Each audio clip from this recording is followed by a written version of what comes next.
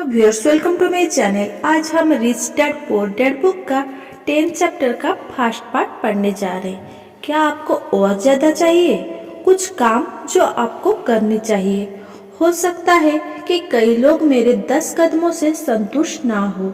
उनकी नजर में ये फिलोसॉफी ज्यादा है और इसमें काम की बात कम है। मैं यह मानता हूँ कि फिलोसॉफी भी उतनी ही महत्वपूर्ण है जितने की काम की बातें। ऐसे कई लोग हैं जो सोचने के बजाय करना चाहते हैं, और ऐसे लोग भी हैं जो सोचते हैं परंतु करते कुछ नहीं है। मैं यही कहूँगा कि मैं दोनों प्रकार के लोगों का सहयोग हूँ। मैं नए विचारों को पसंद करता हूँ और मैं काम करना भी पसंद करता हूँ। तो उन लोगों के लिए जो किस तरह शुरू करें के बारे में कुछ मार्गदर्शन बातें जानना चाहते हैं, मैं संक्षेप में कुछ ऐसी बातें बताऊंगा जो मैं करता हूँ। 1. आप जो कर रहे हैं वो करना बंद कर दे। दूसरे शब्दों में अवकाश ले और यह आकलन करें कि कौन सी चीज काम आ रही है और कौन सी चीज काम नहीं आ रही है। पागलपन की परिभाषा यही है कि आप वही चीजें करते चले जाएं और अलग परिणाम की अपेक्षा करें। जो सफल नहीं हो रहा है वो करना बंद कर दें और कुछ नया करने की खोज करें। 2. नए विचारों की तलाश करें। नए निवेश के विचारों के लिए मैं पुस्तक की दुकानों में जाता हूँ और अलग अलग और अनूठे विषयों पर पुस्तकें ढूंढता हूँ। मैं उन्हें फॉर्मूला का नाम देता हूँ। मैं कैसे करे पुस्तकों उस फॉर्मूला के लिए खरीदता हूँ जिसके बारे में मैं कुछ भी नहीं जानता। उदाहरण के लिए, मैंने एक पुस्तक की दुकान में जोएल मास्कोविटेज की पुस्तक दो 16% सॉल्यूशन देखी। मैंने वो पुस्तक खरीदी और वो पढ़ डाली। तत्काल काम करी। अगले गुरुवार को मैंने बिल्कुल वही किया जो पुस्तक में कहा गया था। मैंने हर कदम पुस्तक के अनुसार उठाया था।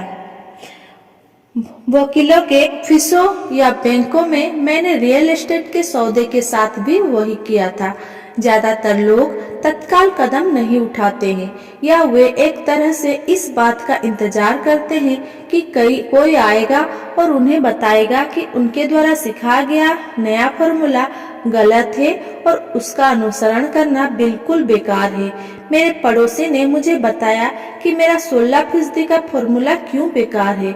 बहरहाल मैंने उसकी बात पर इसीलिए ध्यान नहीं दिया क्योंकि उसने कभी ऐसा करने नहीं देखा था। किसी ऐसे व्यक्ति को खोजे जिसने वो किया हो जो आप करना चाहते हैं। उन्हें लंच पर ले जाए, उनसे टिप्स ले, व्यवसाय की बारीकियां समझे। अपने 16% के प्रमाण पत्र के लिए मैं काउंटी टैक्स ऑफिस गया और मैंने वहां पर काम करने वाली सरकारी कर्मचारी को खोजा। मैंने यह पाया कि वो भी इनमें निवेश करती है। तत्काल ही मैंने उसे लंच का न्योता दे दिया। उसने रोमांचित होकर मुझे यह समझा दिया कि इसे कैसे करना है और उसने अपना पूरा ज्ञान मेरे सामने परोस दिया। लंच के बाद उसने पूरे दिन मुझे वे जगह दिखाई जहां मैं इस तरह का सौदा कर सकता था। अगले दिन तक मैंने उसकी मदद से 2 बड़ी जायदाद को पा लिया था और मैं तब से उन पर 16% की दर से ब्याज कमा रहा हूँ। मुझे पुस्तक पढ़ने में 1 दिन लगा, कदम उठाने में 1 दिन लगाए, लंच में 1 घंटा लगा और 2 बड़े सौदे करने में केवल 1 दिन लगा। 4. कक्षाओं में भाग लें और टेप खरीदे। मैं अखबारों में नई और रोचक कक्षाओं की खबर खोजता रहता हूँ। इनमें से कोई तो मुफ्त होती है या उनकी फीस बहुत कम होती है।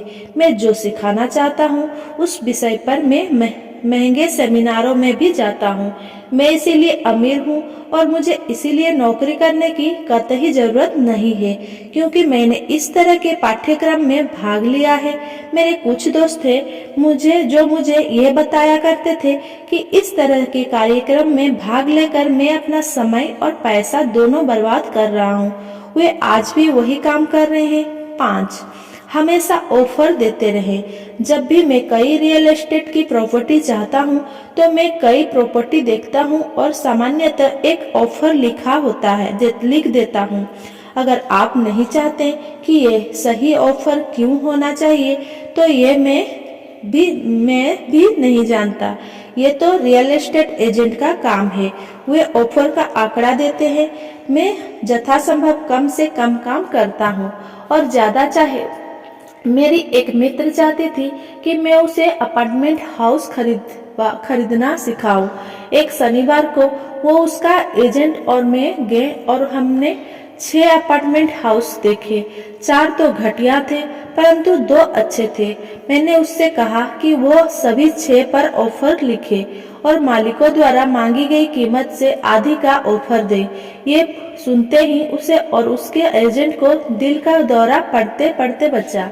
उसके हिसाब से ये बदतमीजी होती और इससे मकान मालिकों को बुरा लग सकता था, परंतु मैं वास्तव में नहीं सोचता कि एजेंट इतना कठोर श्रम करना चाहता था।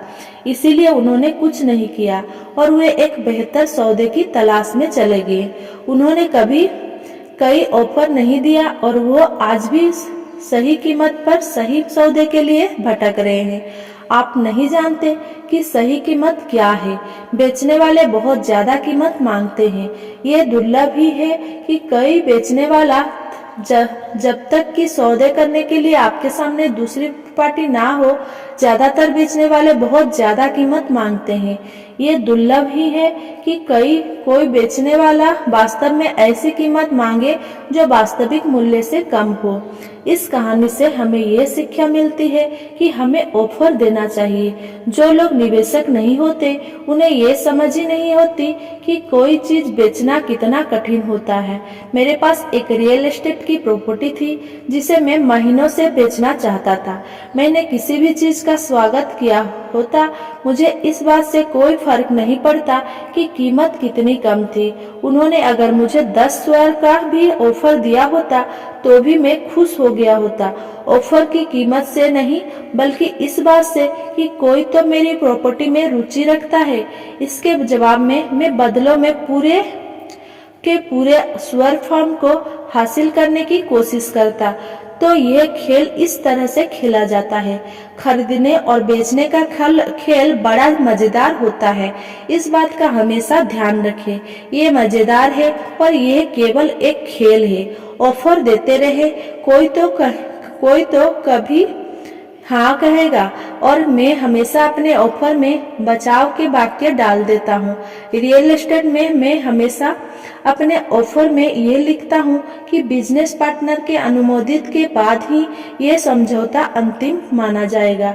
मैं ये कभी नहीं बताता कि मेरा बिजनेस पार्टनर कौन है। ज्यादातर लोग ये नहीं जानते कि मेरी बिजनेस पार्टनर मेरी बिल्ली है। अगर वे ऑफर को मान लेते हैं और मैं सौदे नहीं करना चाहता तो मैं घर फोन लगाता हूँ और अपनी बिल्ली से बात कर लेता हूँ। मेरे यह अजीबोगरीब वक्तव्य इसीलिए बता रहा हूँ ताकि आप ये जान सके कि ये खेल कितना आसान है। ज्यादातर लोग चीजों को बहुत ज्यादा जटिल बना देते हैं और उन्हें काफी गंभीरता से ले लेते हैं। एक अच्छा सौदा खोजना या सही बिजनेस ढूंढना, सही लोगों या सही निवेशक ढूंढना दरअसल डेटिंग की ही तरह है। आपको बाजार में जाना होता है और बहुत से ऑफर देने होते हैं। कई ऑफर का जवाब देना होता है, चर्चा करनी होती है, अस्वीकार या स्वीकार करना होता है।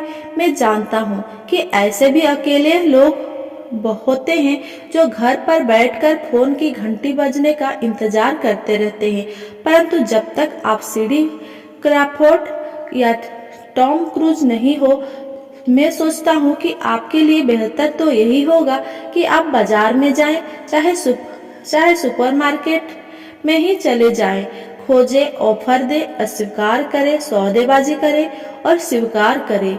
ये जिंदगी में हर चीज के बारे में दोहराई जाने वाली प्रक्रिया है। आगे का वाक्य हम अगले पार्ट में पढ़ेंगे। Thanks for watching. Please like, comment, share and subscribe.